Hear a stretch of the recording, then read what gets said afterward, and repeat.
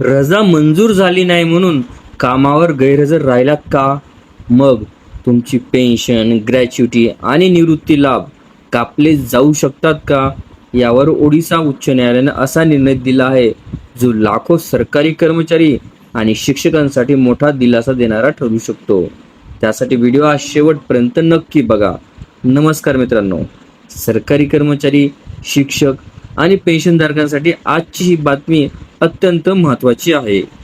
अनेक वेळा कौटुंबिक किंवा वैद्यकीय कारणामुळे अचानक रजा घ्यावी लागते, पण वरिष्ठ अधिकारी रजा मंजूर करत नाहीत किंवा अर्ज प्रलंबित ठेवतात.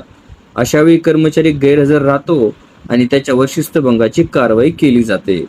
पण आता ओडिशा उच्च न्यायालयाने या विषयावर महत्त्वाचा निर्णय दिला आहे. न्यायालयाने स्पष्ट केले आहे की फक्त मंजुरीशिवाय रजेवर जाणं किंवा काही दिवस गैरहजर राहणं म्हणजे गंभीर गैरवर्तन ठरत नाही. त्यामुळे अशा कारणावरून कर्मचाऱ्याची पेन्शन, ग्रॅच्युटी, लिव्ह एन्कॅशमेंट किंवा इतर निवृत्ती लाभ रोखता येणार नाहीत. आता जाणून घेऊया हे प्रकरण नेमकं काय होतं. जयाचंद्र मिश्रा विरुद्ध भारत सरकार आणि अन्य या प्रकरणामध्ये रेल्वे प्रशासनाने मंजुरीशिवाय दीर्घकाळ रजेवर राहिल्यामुळे संबंधित कर्मचाऱ्याला सक्तीची सेवानिवृत्ती दिली आणि पेन्शन, ग्रॅच्युटीसह इतर लाभांमध्ये सुद्धा कपात केली. हे प्रकरण केंद्रीय प्रशासकीय न्यायाधिकरणामध्ये गेले, मात्र तेथे त्यांना दिलासा मिळाला नाही. त्यानंतर ओडिशा उच्च न्यायालयाने कॅटचा आदेश रद्द केला. न्यायालयाने सांगितलं की कर्मचाऱ्याने रजेसाठी अर्ज केला होता, तो मंजूर झाला नाही म्हणून त्याला गंभीर गैरवर्तनाचा दोषी ठरवता येणार नाही.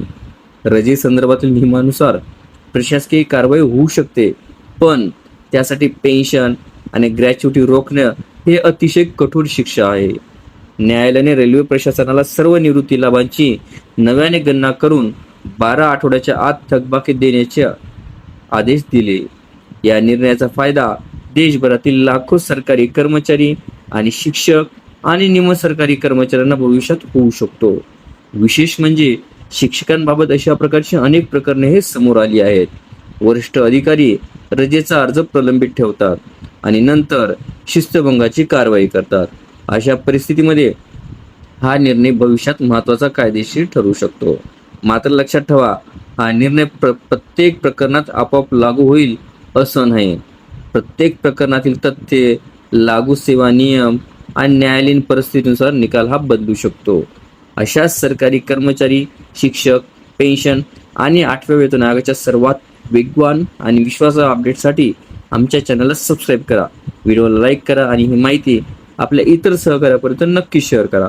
धन्यवाद.